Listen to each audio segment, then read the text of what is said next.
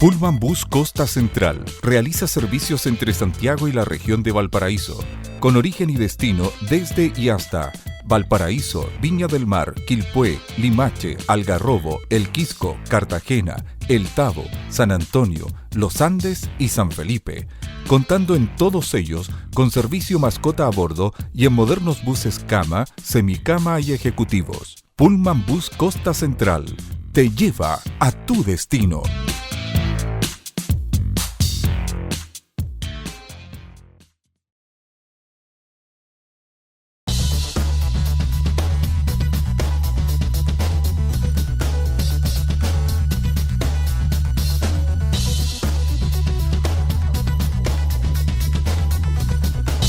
¿Cómo están? Un gusto saludarles y gracias por compartir con nosotros este programa Cita Regional, donde cada vez que tengo la posibilidad de conducirlo, destaco que lo hacemos con gente de la región, con hombres, mujeres de la región y por lo tanto son voces regionales.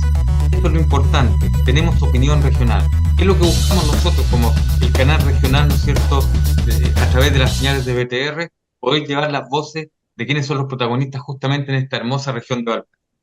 Y hoy vamos a conversar con cuatro interesantes invitados. En primera instancia quiero saludar a Percy Marín. ¿Cómo está, Percy? Un gusto saludar consejero Muy regional de bien, la provincia de Marga Marga.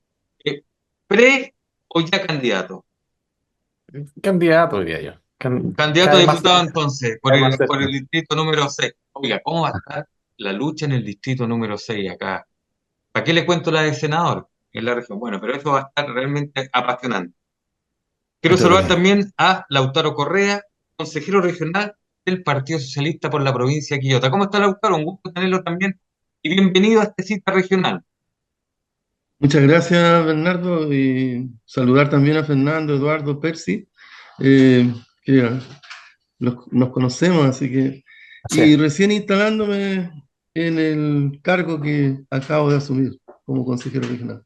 Bien, perfecto. Una linda experiencia la que va a tener y Percy lo sabe muy bien. ¿Cómo está, Así pues, es. Eduardo Muñoz?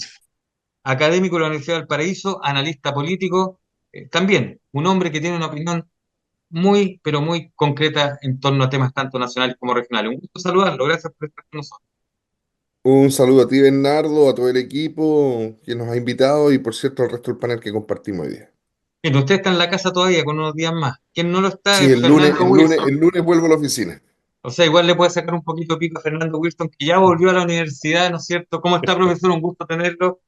Profesor de la Facultad de Artes Liberales de la Universidad Adolfo Ibáñez. Fernando, un abrazo para ti. Por favor, lo mismo, un saludo a todos, Eduardo, Lautaro, Percy. Bueno, hemos estado tantas veces juntos y bueno, ojalá se dé una conversación entretenida. Ya estamos de vuelta en la universidad y bueno, hay que arrancar, digamos. El verano ya es pasado. Exacto, Echémosle para adelante. ya estamos prácticamente comenzando marzo y lo que significa este mes. Oye, como siempre les presento a los amigos, ¿ah? Los inquisidores, los que tenemos acá para poder ir. Lautaro, mire, este es un amigo de mucho tiempo en este programa que va midiendo el tiempo para poder equilibrar las opiniones. Con Importante. tertulios, amigos, no podemos dejar de comenzar este programa con lo que ocurrió el día martes, cuando a eso de las 15 horas con 16 minutos, de repente se corta la luz. Muchos pensamos que era sectorizado, e incluso algunos acá dijimos no habrá sido que por lo que es la población vergara en Viña del Mar, un automóvil chocó un poste, y nos vamos enterando de a poco de lo que va pasando en 14 regiones de nuestro país con este corte generalizado, megacorte como se le llamaba, de energía eléctrica. Pasaron las horas, casi 10 horas y más horas para algunos sectores en que retornó la energía eléctrica. Recordemos que de hecho en ese momento se suspende lo que era la noche del Festival de la Canción de Viña del Mar, se decreta estado de excepción, hay toque de queda para resguardar el orden y se van dando una serie de circunstancias. Hecha esta introducción, quiero partir con usted, Percy, porque hoy día ya comienzan tanto los análisis como también las críticas. Por un sector dicen que se están aprovechando políticamente, ¿no es cierto?, la oposición de esto. Por parte del sector oficialista se dice que se ha tratado de responder de la mejor manera y que incluso el propio presidente de la República dijo que esto era inconcebible y que había que aplicar la mayor cantidad de multa y todo el peso de la ley contra los responsables. Estoy con usted, Pedro. Y bueno, las amenazas del presidente son como las amenazas contra la delincuencia. ¿Se acuerdan que iban a perseguir como perros a los delincuentes? Bueno, todo eso, de esas amenazas a mí poca credibilidad yo le doy. Pero más allá de eso, estimado Bernardo, yo quiero recordar que cuando se ocurrió esto, mira, yo estaba en Viña y primero fue un corte de luz como cualquier otro. Pero después se empezaron la gente a inquietar, producto de que empezaron a haber señales de que no era solamente en Viña del Mar, que era toda la región, pero además después era Santiago, después era el norte del país, después era el sur del país. Entonces se creó también una suerte de mucho temor en la gente. Yo lo noté porque muchos negocios empezaron a cerrar. Y el ambiente que había un ambiente de mucho temor y yo creo que habían algunos que tenían temor de que hubiese sido atacada alguna central de sistema interconectado y que pudiera ser a lo mejor el inicio de lo que en un minuto partió como estallido social, ¿no es cierto? Y que después se convirtió en un estallido delictual. Entonces, había como harto temor en eso. Yo creo que, y sobre todo cuando en el pasar del tiempo, no solamente era el corte de luz. Después empezaron a fallar las telecomunicaciones. Y nos empezamos a ver, Bernardo, una vez más como un país súper vulnerable y sobre todo dentro del orden internacional. O sea, después de esto, el país que nos quiere invadir sabe perfectamente lo que tiene que hacer. Claramente lo que tiene que hacer.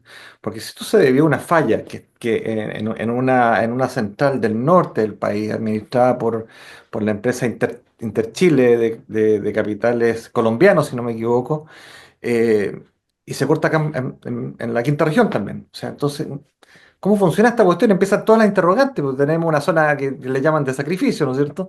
Tenemos una cantidad importante de termoeléctricas. ¿Y qué sucede? Qué es lo que pasa en definitiva? Entonces, bueno, se me acabó el tiempo, pero pretendo seguir en el próximo tramo de este tema porque hay muchas interrogantes que todavía lamentablemente no han sido contestadas. Y usted, Fernando, perdón, Eduardo, voy a ir con usted. Incluso se llegó a atorar al principio, ¿no es cierto, Eduardo, cuando empezaba a percibir su opinión? ¿Piensa que es vulnerable el sistema? ¿Que quedan aún muchas interrogantes? O sea, de que el sistema es vulnerable, es vulnerable. Yo creo que yo dudo que esto se hubiera resuelto con más carretera eléctrica o con otros proyectos. Lo que sabemos hasta ahora, y eso es lo que me preocupa, que no están claras las causas. Yo creo que esto hay que ser responsable. Lo único que sabemos es que hubo una operación no deseada de un sistema computacional correspondiente a una empresa privada que administra el sistema y que esa operación no deseada, que esperemos que la investigación del coordinador eléctrico y de la Superintendencia de Electricidad y Combustible investigue con celeridad, porque yo creo que este es un tema importantísimo. Se supone que el operador eléctrico tiene 15 días para emitir su informe y luego viene una investigación formal de parte de la Superintendencia de Electricidad y Combustible para saber qué pasó. Porque si dependemos de un software ¿ah? Para que se mantenga estable del software de una compañía transportadora, eh, porque esto no fue una falla de generación eléctrica, en eso yo creo que están todos Fue claros, transmisión. fue de transmisión. Y no nos olvidemos que durante mucho tiempo se pidió, y distintos actores del mercado y de la política, digamos, tanto de oposición actual, gobierno en ese entonces, como de oposición en ese entonces y gobierno actual, porque esto es un problema de larga data, que se integrara. ¿Se acuerdan que antes habían dos sistemas, el interconectado central y el interconectado al norte? El sistema estaba fragmentado O sea, que a todas luces aparece una cuestión lógica, o sea, que más se cambia un razonable. sistema que no caiga todo el país. Bueno, se hizo un sistema integrado a nivel nacional precisamente para mejorar la eficiencia de la distribución eléctrica, que también tiene sentidos. Si en políticas públicas hay problemas que son wicked problem, o problemas muy enredados. O sea, la solución que se tome tiene riesgo y fortaleza, ¿no?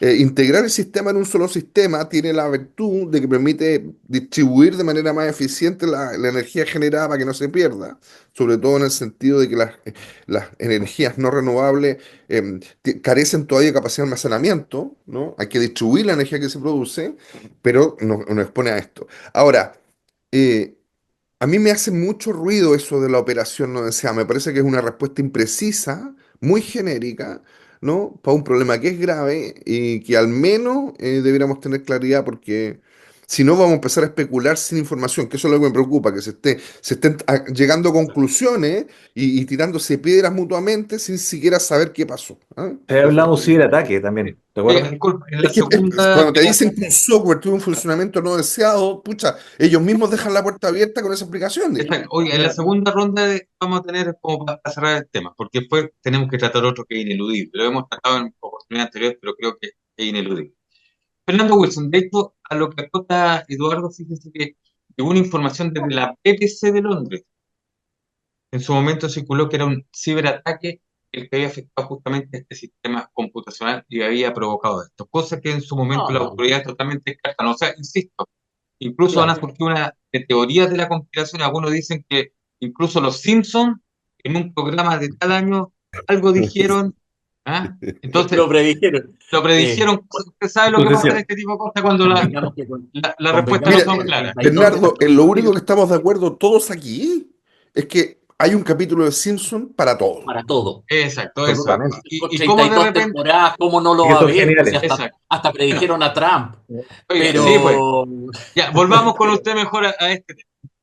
Fernando a Wilson. ver, en términos prácticos, insistir en lo que estaba planteando Eduardo, en términos de que un sistema interconectado eléctrico, más encima con las peculiaridades de nuestro territorio, digamos, nuestra geografía, implica desafíos que son bastante particulares.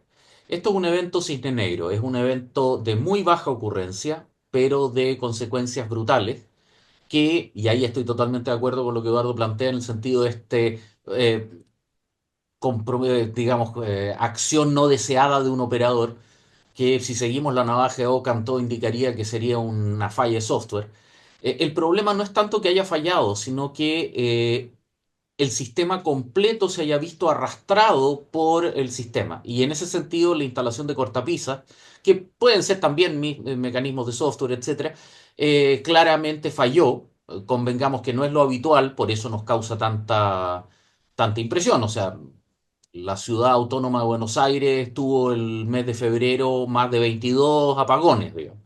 Mal de mucho consuelo de tontos, pero es útil para entregar de alguna forma un grado de contexto, digamos, a esta situación.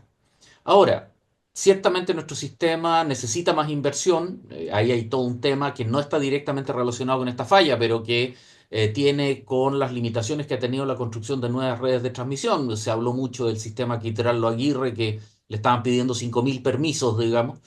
Eh, que si bien es cierto, en esta ocasión no tuvo responsabilidad directa, ciertamente contribuye a fragilizar el sistema en esa y terminar también con un punto que me llama la atención, porque sin el sarcasmo, digamos, respecto al comportamiento, me llama la atención que el presidente frente a estas situaciones se enoja y actúa como comentarista, cuando el presidente no debería hablar hasta tener un diagnóstico y un planteamiento concreto. Para eso existen los ministros, para eso existen los cargos técnicos, pero que salga el presidente enojado, retando. O sea, eso no le resultaba ni a Ricardo Lago, digamos, a Gabriel Boric, con la fragilidad que tiene su imagen y su liderazgo, es complicado. Entonces, en ese Perfecto. sentido, me parece que hay un mal diseño de lo que es el manejo político de la crisis, más allá de estar de acuerdo con la fragilidad estructural del sistema. Lautaro. Sí, yo quiero poner en la mesa un par de temas. Entender quizás que somos parte de la OCDE, pero también somos como un país de sacrificio. Aquí las privatizaciones y la extranjerización de casi de muchos recursos que son estratégicos del país están en manos de países que no son, no es nuestro país. Aquí la falla es de una empresa colombiana. Entendemos que primero está la generación, después está todo lo que es el traspasar la información, o sea, la Exacto. energía y luego eh, La distribución. entregarla en los servicios. Y la falla estuvo en el proceso intermedio. Y claro, tenemos que entender que tenemos un Estado que es subsidiario, un Estado que por muchos años se ha tratado de jibarizarlo, de dejarlo lo más pequeño posible y no tener la capacidad de responder a estas situaciones. Entonces, hoy día nos muestra un país vulnerable, nuevamente. Hace o sea, un tiempo atrás, 60 días estuvieron sin agua en un sector de Santiago. Hubieron también apagones años anteriores y hubieron demandas, etcétera, pero no se tiene resultado. Ahora esto pasa porque todo está monopolizado. No tenemos donde, o sea, decir ya no importa que nos vendan electricidad a ellos, podémoslo comprar a otro lado. No tenemos esa posibilidad como país. Entonces, claro que es imposible dar una solución así tan rápida. Y yo entiendo enojo también de los sectores de derecha, de los sectores de gobierno, claro, porque no hay una respuesta. El Estado se creó estado de excepción, zona de catástrofe, toque de queda, etcétera, todo para dar seguridad a la población, pero en concreto el consumo no se llevó a cabo. Entonces, el sistema de mercado mostró su falencia rápidamente y por largo rato. Entonces, aquí yo creo que tiene que haber una investigación más exhaustiva. Hay negligencia en la gestión del servicio y eso es claro. Y aquí se deben sumar responsabilidades también, producto que hay daño. Nosotros tenemos una cantidad enorme de pacientes que son Lautaro, electrodependientes. Eso. perfecto. Percy Marín, para cerrar este tema y cerrar este primer bloque, nos dan cada 10 minutos, así que para que podamos compatibilizarlo. Sí, no, muy breve. Yo creo que la única decisión correcta fue, naturalmente, fue el decretar estado de excepción constitucional. O sea, que eso tenía que ser de todas maneras, porque había una sensación de inseguridad, había un temor en la población y había que actuar de manera rápida y eso yo creo que se hizo bien y eso es indiscutible. Respecto de las causas, yo creo que hay que darle el tiempo suficiente para tener las reales causas, porque hoy día se especula muchísimo, pero certeza hoy día no tenemos. Yo coincido con Eduardo de que la calificación que se le da al problema es sumamente amplio y te abre más dudas que certezas. Por lo tanto, yo creo que hay que esperar, hay que darle tiempo, pero hay que tomar medidas para que esto naturalmente no vuelva a repetirse. Porque esto o sea, nos mostramos, insisto, al mundo como un país bastante más retrasado de lo que la opinión pública internacional nos tenía como país en el pasado. Eduardo, Sí, y yo también, yo sumaría el tema de los criterios de seguridad. Yo creo que uno de los Mm. riesgos cuando uno privatiza un sistema es que imperen criterios de eficiencia y de rentabilidad en servicios que son estratégicos y públicos. A mí me preocupa profundamente que tanto la electricidad como las telecomunicaciones, al más mínimo atochamiento porque mire, un problema fue el corte, pero el otro problema fue el retorno de la energía, ¿no? Y hoy Sí, día tenemos una discusión porque saben que en esto hay grandes montos de multa involucrados, echándose todos la culpa mutuamente respecto al corte, pero el dato de la cuestión es que hubo 6 o 7 intentos de restaurar el servicio exacto. que no claro. fueron efectivos. Y la respuesta es que está sobrecargado el sistema. Oiga, uno no puede generar un negocio estratégico y que es un servicio público, aunque esté, ojo, que un servicio público se privatice, no lo transforma en un servicio privado, sigue siendo un servicio público. ¿Ah? Lo que pasa es que está gestionado por privados. En eso estaremos todos de acuerdo, ¿no? Eso es como Y ahí, es que ahí hay del un tema, manual. ahí hay un punto que es delicado, pero lo menciono yo en un minuto más. Sí, pero eso es lo que justifica que el Estado tenga particular regulación o particulares potestades regulatorias y fiscalizadoras en ciertos mercados que nosotros no las tiene, po. Y es porque es como el agua, ¿no? El agua, las telecomunicaciones, se entiende que son un servicio de uso colectivo y como bien decías tú mismo, Fernando o Lautaro, son servicios que por su naturaleza no tienen competencia, po. ¿No? Se nos pasa con el cable, o sea, díganle a los vecinos que cuenten cuántas veces han tratado de cambiar de compañía de cable, no pueden porque está el edificio cableado por una compañía y Toda eso una te compañía. amarra a Sin un ir más servicio, lejos yo. ¿no? Eso es una distorsión de mercado que es lo que hay que hacerse cargo. Imagínate con la luz, yo no puedo cambiarme de distribuidora eléctrica, ¿no? A lo más puedo para instalar paneles solares propios, digamos, que esa sería la única alternativa.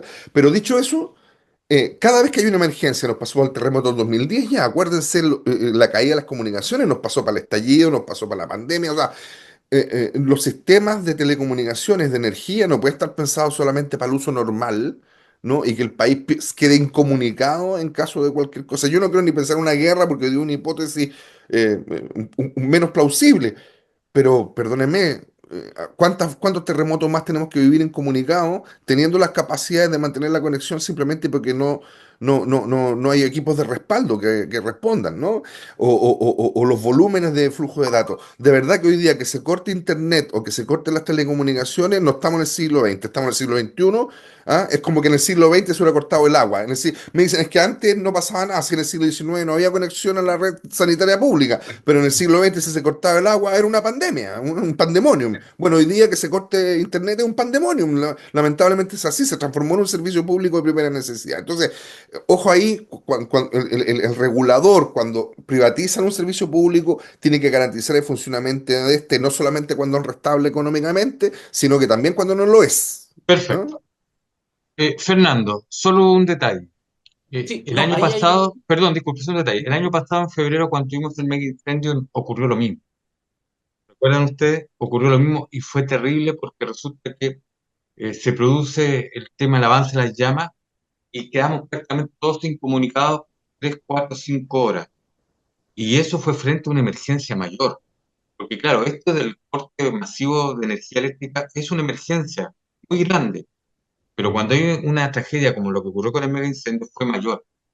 Y es uno de los temas que se ha tratado de investigar y hasta la fecha no hay una respuesta clara qué pasó y por qué nos quedamos incomunicados, lo que incluso influyó en la comunicación entre las propias entidades de emergencia. Disculpe, era solo un detallito que, porque ya habían algunos ejemplos, cosas que nos habían pasado muy parecido a esto. Fernando. Sí. No, ahí hay tres precisiones concretas. Primero, la construcción de una red integrada de generación eléctrica que sea capaz de enfrentar el incremento masivo, se ha multiplicado por 36 en los últimos 15 años, de consumo que ha tenido Chile. No se puede hacer de manera estatal, no se ha hecho estatal en ningún país. De hecho, paradójicamente, no se trata de concesiones, sino que más bien se trata de oportunidades de negocio. Los privados son los que construyen las redes de transmisión, las centrales de generación, etcétera, que aportan al sistema. Y eso hace que no sea monopólico, precisamente al revés de lo que estaba planteando Lautaro, en términos de que no es solo un gestor que por virtud o por colapso genere. El problema que tenemos en este caso fue claramente de transmisión, un sistema que sabemos que está al debe. Chile en este minuto genera cerca de 2 veces más electricidad de la que puede transmitir. Y si bien no fue crítico en esta situación en particular, sí lo puede ser y sí lo vienen anunciando hace mucho tiempo atrás y tenemos serios problemas y retraso en la producción o en la construcción de redes de transmisión. Ahí, pese a que el término de permisología está bastante desacreditado, pero el hecho concreto es que tenemos un problema de retraso de construcción de infraestructura en eso, existiendo la voluntad de hacerlo, existiendo las inversiones disponibles por distintas circunstancias. Eso no es una crítica a este gobierno, es al sistema del Estado.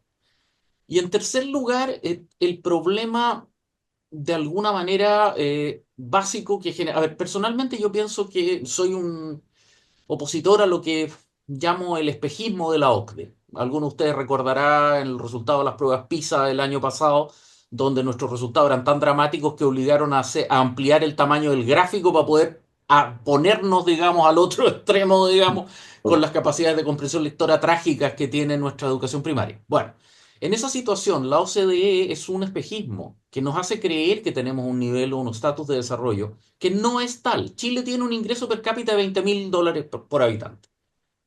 La mayor parte de los Estados miembros de la OCDE tienen sobre 45.000. Y por lo tanto, compararnos y tratar de plantear en ese sentido una infraestructura equivalente es un espejismo. No corresponde a tal. No tenemos el desarrollo humano, no tenemos el desarrollo institucional y no tenemos el desarrollo en infraestructura porque no tenemos los recursos. Y termino con un solo dato. Solamente construir lo que ha sido la inversión privada de los últimos 15 años en infraestructura eléctrica en Chile, generación y transmisión, serían 56.000 millones de dólares. Es decir, poco más de 3/5 del presupuesto nacional actual. Y en último lugar, nuestro Estado no es pequeño.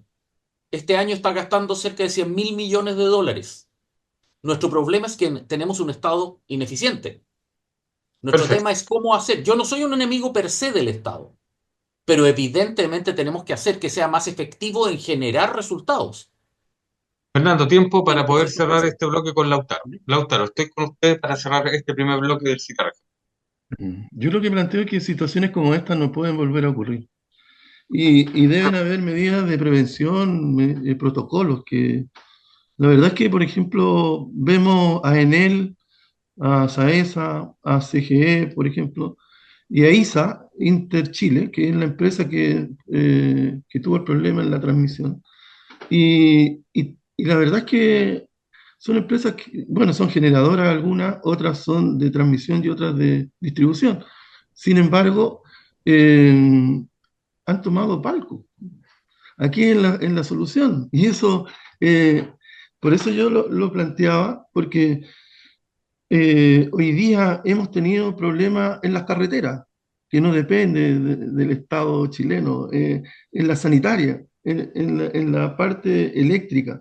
Y claro, de repente son peruanos, son judíos, son bolivianos, colombianos, venezolanos. ¿De dónde, a dónde golpeamos la puerta? Porque en definitiva, muchos de estos están en manos no del Estado, y eso el Estado debiera controlarlo, claro, pero también estoy de acuerdo, Fernando, en lo que plantea tú, que no es monopólico, pero sí hay en los proyectos que se presentan, hay dos cosas, los fragmentan y se reparten como el proceso, y otro que los dividen en etapas. Ahora también es crónica nuestra de, el tema que tiene que ver con los permisos, la burocracia. Estos 5.000 permisos, es cierto, que se les han solicitado y la verdad es que se postergan los proyectos en años y quienes sufren aquí es la ciudadanía, somos todos los chilenos, que en definitiva, además, eh, hoy día muchos jóvenes me decían, ¿y qué vamos a hacer ahora? No tenemos WhatsApp, no tenemos Facebook, no tenemos Twitter, no teníamos nada y no sabían qué hacer, estamos aburridos. Estamos totalmente aburridos. Bien, Claro. perfecto. Y la verdad, eso Disculpa, sucedió. perdón, estamos terminando este primer bloque. No quiero hacer alusión a aquel comediante venezolano que no le fue muy bien en la Quinta Vergara cuando hablaba, ¿no es cierto?, en su rutina de este teléfono con disco. A veces se echan de menos, ¿no? A veces funcionaba más en algún momento que cuando en paralelo habían celulares. Y eso ocurrió, fíjese que lamentablemente el terremoto del 27 de febrero del año 2010. Así que, bueno, recuerdos que hay nomás. Estamos junto a cuatro interesantes panelistas, todos de la región: Percy Marín, Lautaro Correa, Eduardo Muñoz y Fernando Wilson, compartiendo esta cita personal. Nos separamos solo por algunos segundos y ya volvemos al segundo bloque del programa, donde ahora vamos a tratar un tema que lo hemos hecho en otras oportunidades, pero que sin duda está en la práctica, que tiene que ver con la suspensión, lo que debía ser el desalojo de la mega toma de San Antonio, que está trayendo también un análisis que va más allá del fondo de la situación. Vamos y volvemos a este cita personal.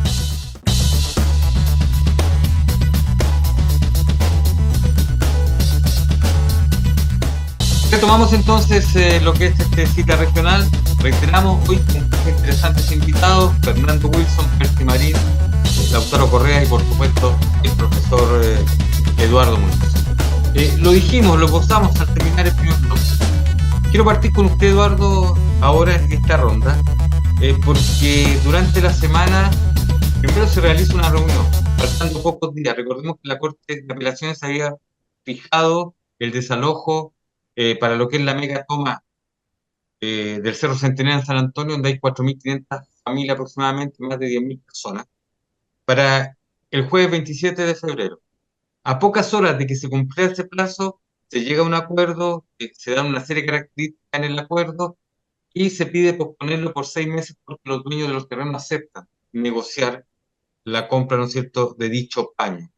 Se va a formar una comisión, hay que buscar, pero ojo que el acuerdo también dice que si no se llega a consenso durante los 6 meses, a partir que ya están corriendo, se va sencillamente a llevar a cabo lo que es la resolución judicial.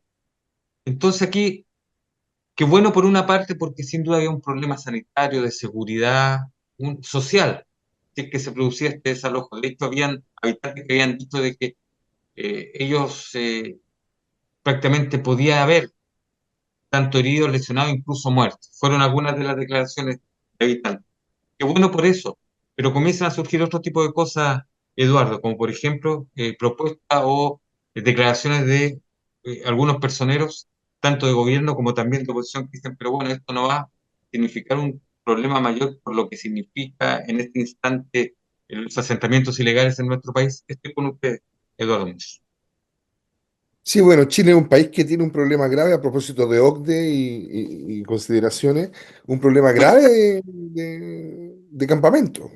Y muchos de esos campamentos están instalados de manera ilegal en terreno, ¿no? Ahora, que algo sea ilegal no lo convierte per se en un delito, ¿no? O sea, no, En pues, sí mismo. o sustancial. ¿Ah? Que sea ¿Cómo? ilegal es una transgresión y un falta o delito, pero eso es la tipificación, pero va contra el orden del sistema, por Sí. Bueno, principio. yo insisto, yo hubiera esperado la misma opinión frente al caso de la ISAPRES, pero bueno. El, Obvio, eh, el punto es el siguiente, yo creo que, como lo comentamos en algunos programas atrás, eh, era necesario llegar a un acuerdo. Un acuerdo que incluyera ciertos elementos de responsabilidad, porque evidentemente, como siempre lo he dicho, no hay nadie que esté a favor per se, nadie de los que está aquí, yo creo que declararía estar a favor de la toma de terreno, pero evidentemente, y esto aplica también para la Jariña en Viña, ¿eh? Lo que voy a decir aplica para ambos espacios, porque además falta investigar el rol de los propietarios en las tomas también, pues, porque muchas veces se incentivan los procesos y después es una forma de forzar las compras de algunos terrenos. Me parece bien además la solución de las cooperativas y que los mismos ocupantes se hagan cargo del costo de la compra. Seguramente el Estado tendrá que intermediar con alguna suerte de crédito. El tema de que esto pueda propiciar nuevas tomas. Mire, yo creo que ya estamos en un número. La discusión sobre si se propician o no se propician las tomas de terreno era pertinente hace 20 años atrás, cuando teníamos menos del 50% de las tomas que tenemos hoy día y de los campamentos que tenemos hoy día. Hoy día es una realidad. El problema se dejó crecer. Se dejó crecer por varios factores, y esto es muy y estoy de enredado a acuerdo. explicar, pero desde la especulación del suelo, ¿no es cierto? Que no se entiende que el suelo tiene también una función social y pública. De hecho, países no comunistas como Colombia, porque convengamos que el último gobierno colombiano no ha sido precisamente comunista, tienen mecanismos alternativos para, para tratar el tema, para no salir de Latinoamérica, ¿no? Para mantenernos en los rangos de los $20.000, porque hay algo que dijo Fernando que en estas cosas se nota, po.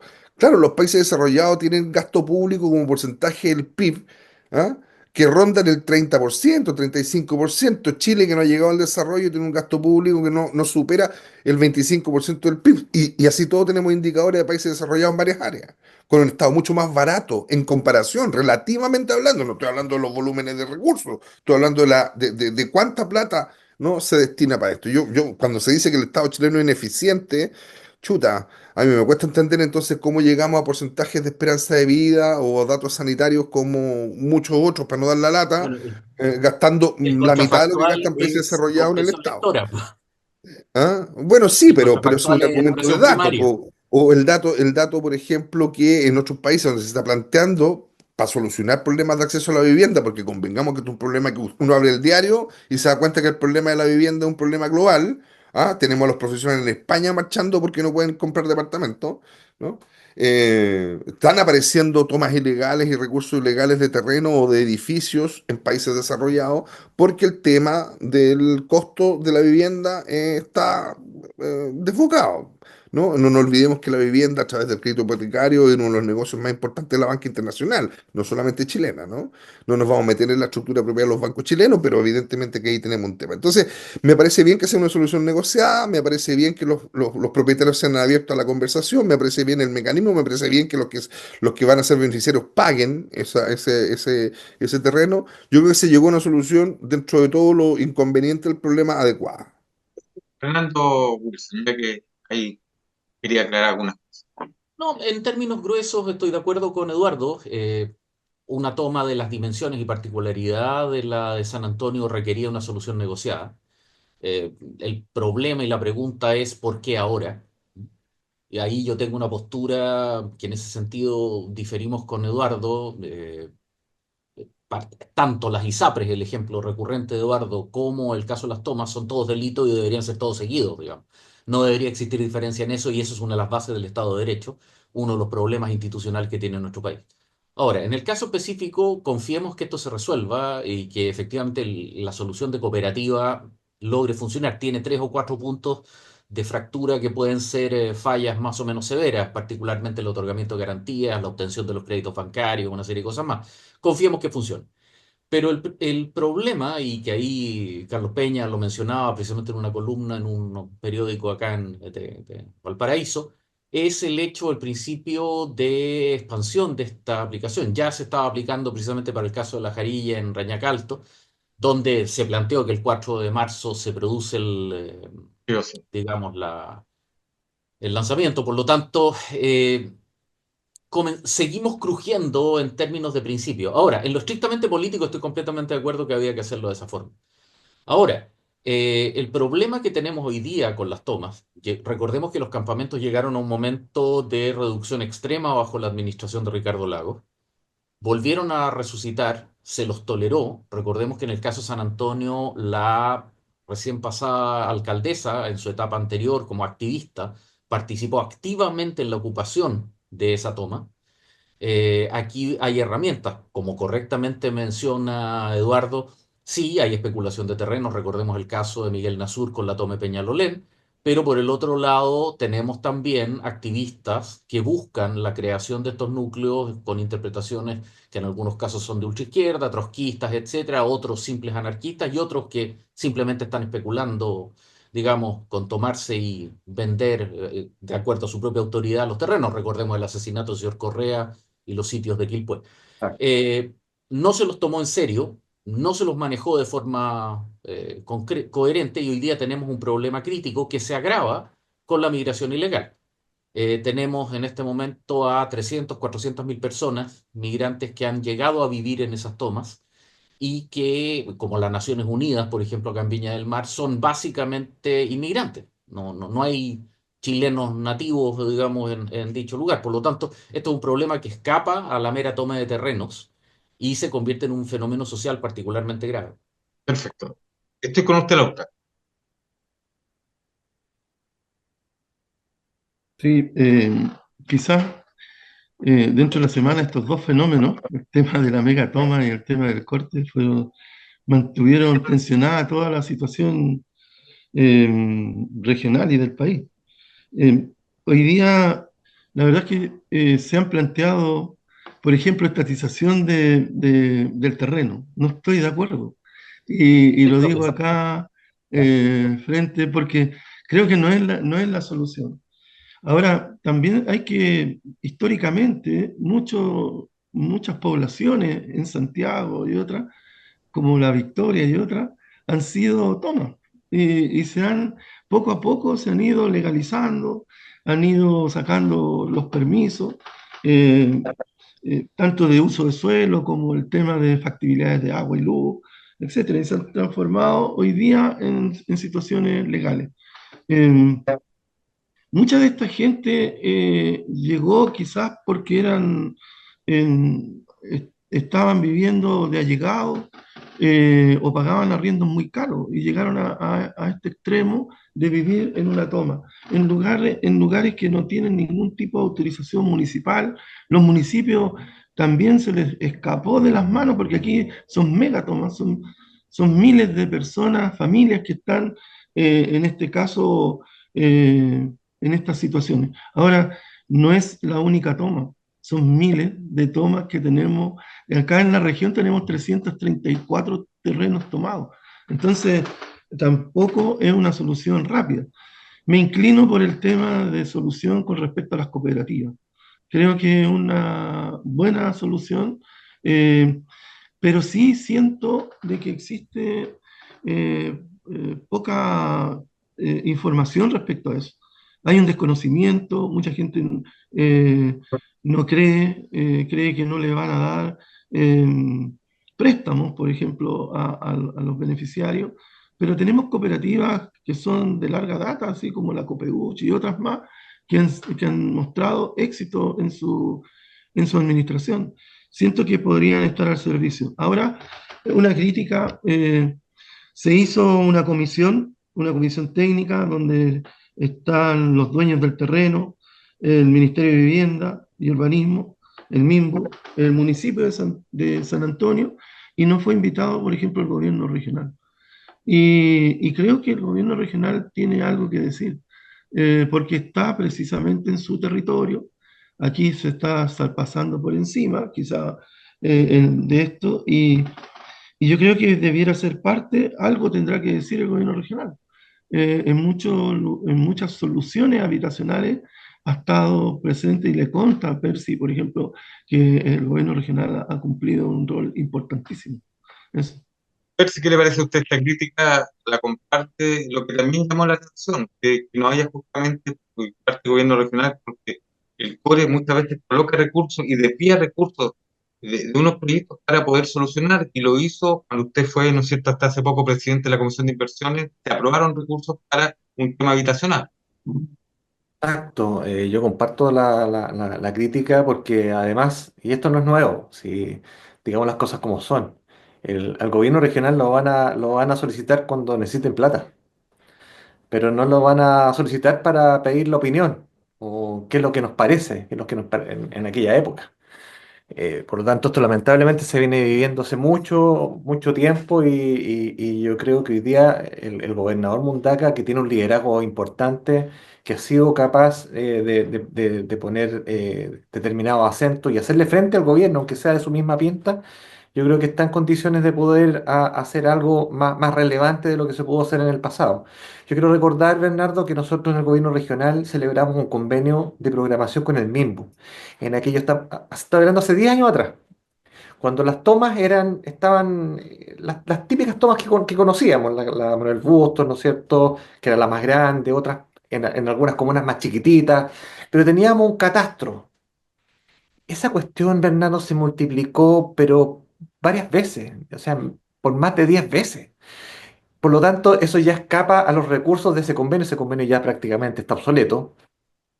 La solución que hoy día que hay que dar son bastante, diría, mucho más complejas, pero lamentablemente, y yo voy al cómo se generó esta cuestión en definitiva, cómo pasamos de tener una cantidad de tomas en la región a lo que hoy día tenemos, que es una cuestión exorbitante. Y en esto no quiero culpar a un gobierno determinado, porque yo me acuerdo que en el tiempo del último gobierno Piñera, yo tuve muchas críticas con los delegados, los antiguos gobernadores, los delegados, que fueron bastante, diría yo, permisivos con la instalación de estas tomas y que se incrementaron de manera muy fuerte, además, a partir del estallido delictual. Y donde muchas de estas tomas, además, están comandadas, y ojo con el término que te estoy tratando, por delincuentes ligados con el narcotráfico. Y tenemos además sumado lo que decía Fernando Wilson con el tema de la migración. Hoy día la toma más grande, la de San Antonio, 40% son migrantes. Entonces, aquí no se han usado las herramientas legales porque la usurpación, y no estamos tratando una situación que es un delito. La usurpación es el símil al robo, ¿no es cierto? Que se hace respecto naturalmente de las cosas muebles con los inmuebles.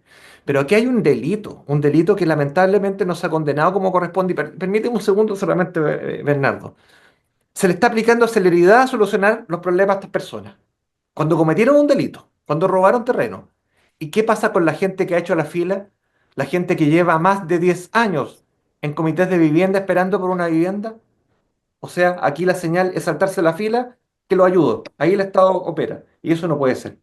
Yo creo que hay un buen ejemplo en esta región de un plan a seguir, lo que es la Manuel Bustos, Sí, claro. que llegó a ser la toma más grande de Chile existente en su momento, y de a poco se organizaron en comité y se ha ido regularizando. Lamentablemente, en el mega Pero incendio, poniendo plata a ellos, los vecinos. No se claro, lo han antes, en regalado. el mega incendio hace un año, parte de la población sufrió graves problemas y daños, pero bueno, es un tema claro. Oiga, nos dicen que nos quedan 8 minutos, así que vamos a tener que tratar de dividir el tiempo. Les propongo, ¿cerramos este tema o pasamos a otro? Aquí votación, usted me dirá los panelistas, si quieren, algunos cerrar la idea. Cerremos el tema mejor. ¿Está de acuerdo, Fernando? En general, esto ha sido tan debatido, me atrevería a decir que lo que Perfecto, falta es la voluntad política perfecto. de aplicar, y Eduardo, ahí estoy totalmente de acuerdo con Eduardo, hay que aplicar la ley a todos. perfecto. Punto. Eduardo, ¿de acuerdo? Cerremos el tema entonces, Percy, Eduardo. ¿Y Absolutamente. alguna opinión, Eduardo? Sí, sí, yo creo que no vamos a comprender el fenómeno de las tomas y el fenómeno de los campamentos si no entendemos datos bien duros. Como a partir del año 2000, por ejemplo, la especulación con el valor de los arriendos se disparó, o sea, crecimiento de 10, 12, 14% anual. Miren, yo les voy a hacer una alerta nomás, porque yo sé que estamos súper acostumbrados, como dijo un humorista por ahí, a hacer a joder al gobierno de turno. ¿Ah? Sea quien sea, parece que se ha convertido en un deporte nacional no dejarlo gobernar. Antes de que empezara el problema de la cuestión social en Chile, que abrió un proceso de transformaciones gigantesco en Chile y mucho conflicto social, uno de los principales temas, y basta con leer el tema a los pobres de Valentín Letelier o leer las cartas del padre Gustavo, a los que le tienen algún respeto, y se dan cuenta que uno de los problemas más soberbios en Chile era el déficit habitacional, el abuso en el precio de los arriendos, sobre todo en los sectores más pobres, en la existencia de CITE y la existencia de hacinamiento en poblaciones, particularmente a población migrante de esa época, porque teníamos mucha migración interna, ¿no? Gente que venía del campo a la ciudad. Claro, Bueno, migración eso a campo-ciudad. otra escala se está viviendo hoy día. Tenemos problemas de hacinación, tenemos problemas de CITES en las grandes ciudades, esas viviendas se les cobra a personas indocumentadas o en estatus irregular más caro el arriendo que a otras personas, ¿no? Se paga hasta 500.000 pesos por una habitación para una familia. O sea, esos también son delitos, amigos míos. Por lo menos desde mi perspectiva son inmoralidades, ¿no? Y eso es lo que empuja a la gente a no poder seguir pagando su arriendo, ¿no? Y cuando yo me pregunto, claro, como nos cuesta Lo empuja a colocarnos en el robar. lugar del No, lo otro, empuja a como nos robar. cuesta colocarnos en el lugar del otro, yo le preguntaría a cualquiera de nosotros qué nos pasaría si por esas vicisitudes de la vida nos quedáramos sin techo. ¿Qué haríamos?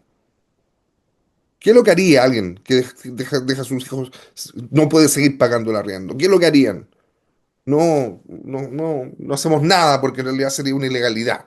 No, yo creo que ahí estamos viviendo en el mundo de los sueños, digamos. Perfecto, bien. Cerramos el tema entonces. Se nos acota el tiempo, un minuto más o menos, un minuto y medio, porque no puedo dejar de preguntarle esto a cada uno. Porque ha llamado la atención que se produce un segundo incidente en un recinto de la Armada de Chile donde se le roba armamento, fiscal e incluso municiones a la Guardia. Esto ocurrió, ¿no es cierto?, en la Guardia del Fuerte Aguayo. Hace algunos días atrás, No el Fuerte Aguayo, el centro de entrenamiento, que es otra cosa. ya, pero de acuerdo a lo que decía y lo que dice el fiscal, el tema se produce ahí, en el sector de la Guardia, donde estaba No, ahí, no, ahí no, es por detrás, es a 3 kilómetros por detrás. perfecto. Pero es un recinto de la Armada que ya pasó hace unos Sí, años, ¿no es cierto?, en la subida al Sandri, que también hay. en el Entonces, fondo naval. en el fondo naval. Llama la atención, porque son sujetos que llegan encapuchados, con armamento de fuego, dicen que todavía no se ha aclarado bien porque la investigación está en secreto, pero dicen que hubo intercambio incluso probablemente algunas balas. Por otra parte, se dice que los funcionarios navales tenían balas de salva. O sea, Ujú. está todo tan complicado. Fernando Wilson, un minuto y medio para cerrar porque ya tenemos que ir cerrando el programa, pero creo que es interesante tratar. No, el tema central se refiere a las reglas de uso de la fuerza, las RUF. En este momento, las RUF existen, son decretos, pero el Ujú. Ministerio Público no las reconoce como tal y por lo tanto todo el personal de las Fuerzas Armadas que utiliza su armamento de cargo es inmediatamente procesado y sometido a prisión preventiva. Y esto no es solamente en el caso, los casos más bullados, como fue el Infante Marina en el caso de la muerte del comunero Yempi, etcétera, sino que en docenas de situaciones similares que le han ocurrido no solamente a la Armada, sino que también al Ejército y a la Fuerza Aérea. Una solución es entregar armamento con munición de fogueo, munición de salva, pero y con una cantidad muy reducida de munición de guerra ubicada al final de los cargadores. No conocemos la situación del caso, pero ciertamente si digamos, se menciona que esto habría sido un conscripto y un cabo segundo, Exacto. enfrenta un proceso, la destrucción de su carrera y prisión preventiva, Gracias. bueno, los estímulos no están claramente bien puestos, digamos, y nos genera un problema que es particularmente grave. La solución para esto sería la dictación de reglas de una ley de reglas de uso de la fuerza que no pudiera ser evadida por los fiscales, los miembros del Ministerio Público. Recordemos que en el fallo del caso Yempi, el juez reprendió al fiscal por su mirada unilateral, pero ciertamente tenemos un problema en términos de que las Fuerzas Armadas están con las manos atadas, incluso hasta en la guardia de sus cuarteles. Perfecto, Fernando. Lautaro, estoy con usted. Un minuto. Sí, la verdad es que este tipo de situaciones no es la primera vez que ocurre, ha ocurrido varias veces y lamentablemente estos juicios se mantienen como en reserva y solamente son conocidos muchas veces por, por las Fuerzas Armadas, por la Fiscalía en estos casos y no salen mucho a la luz pública. Por lo tanto, cuesta poder entender y hablar con base con respecto a este tipo de situaciones. Uno está en contra de todo tipo de estas acciones. Ahora, la mayoría de las veces son funcionarios que son internos, que conocen, tienen datos, dónde están los recursos, dónde está lo que van a sacar. Entonces, manejan información, si hay espacios que están siendo vigilados, si hay cámaras, si no hay cámaras, todo eso o sea, lo tienen en cuenta. Perfecto. Percy Marín, un minuto. A mí me preocupa la acción de sujetos que entraron encapuchados a enfrentar a un equipo de Fuerzas Armadas de Chile y en su propio cuartel. Eso para mí es tremendamente preocupante porque uno no puede dejar de no recordar los tiempos del Frente Manuel Rodríguez, ¿no es cierto? Y de toda esa tropa de psicópatas que cuando en el tiempo del gobierno militar, para tratar de desbancarlo, se metían a los cuarteles y hacían este tipo de hechos. Y la verdad es que genera bastante temor. Me preocupa y Fernando lo dijo muy bien. Lo que le pasa a las Fuerzas Armadas es lo que permanentemente y del día a día le pasa a los carabineros. Si hoy día es más difícil reprimir o enfrentar la delincuencia producto de eso mismo. El decreto tenía su sentido. Si aquí el problema son los jueces y los fiscales. ¿Por qué tenía sentido el decreto? Porque cada gobierno tenía su propia impronta respecto de cómo enfrentaba la delincuencia o los hechos de donde se necesita el uso de las armas. Y aquí, claro, hoy día hay que hacer una ley para satisfacer el deseo de los señores fiscales, pero encuentro inaceptable. Perfecto. Eduardo Muñoz, termino con usted este programa y este tema para hacer. A mí no me gusta dar opiniones categóricas cuando no están claros los hechos. Pero lo que sí se puede decir, y ahí el argumento de la RUF pierde un poco de fuerza, es que hubo disparos. Todas las notas de prensa o todos quienes informaron respecto del evento dicen que hubo disparos. Y esos disparos fueron de parte de los delincuentes. ¿Ya? Eh, por lo tanto, ante eso, el principio general de la legítima defensa funciona. ¿Ya? E Con incluso munición en de el caso de la fogueo. RUF. Incluso en el caso de la RUF. No, Pero, porque además se dio reporte que, dentro de todo lo que se sustrajo, que a mí, mire, el uniforme, el casco, me imagino que ese será humillante en el contexto de sus compañeros, digamos.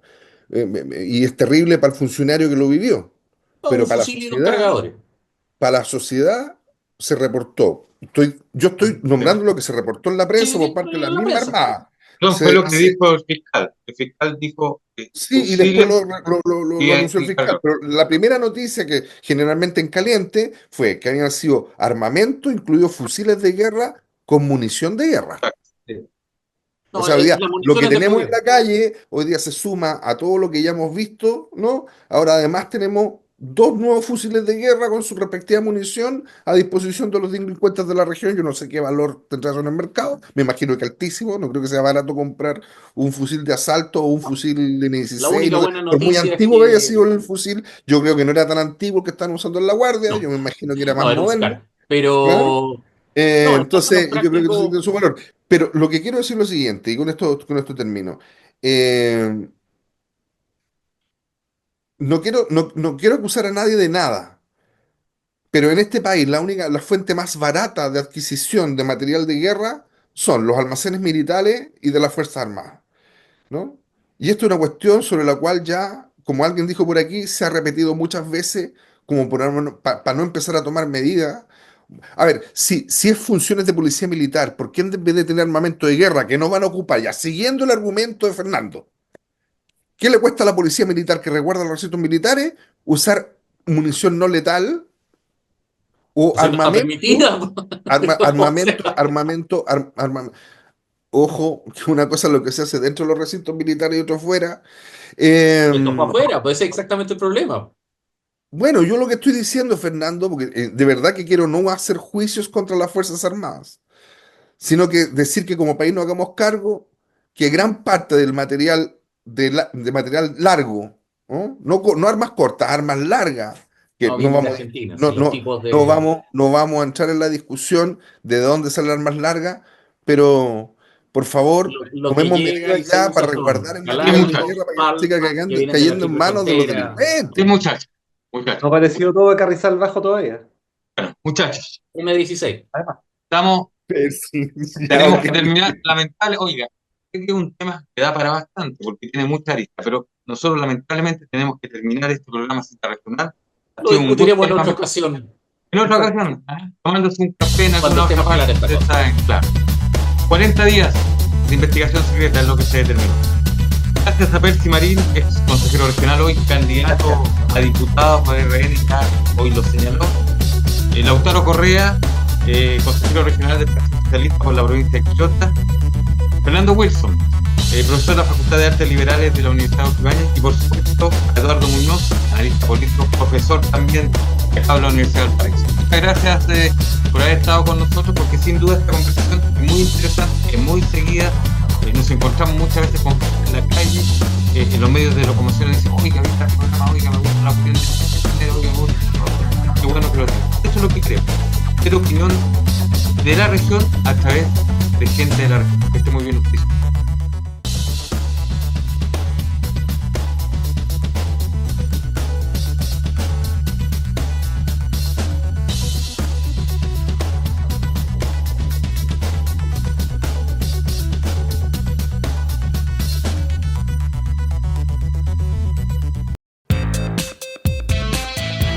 Pullman Bus Costa Central realiza servicios entre Santiago y la región de Valparaíso, con origen y destino desde y hasta Valparaíso, Viña del Mar, Quilpué, Limache, Algarrobo, El Quisco, Cartagena, El Tabo, San Antonio, Los Andes y San Felipe, contando en todos ellos con servicio mascota a bordo y en modernos buses cama, semicama y ejecutivos. Pullman Bus Costa Central te lleva a tu destino.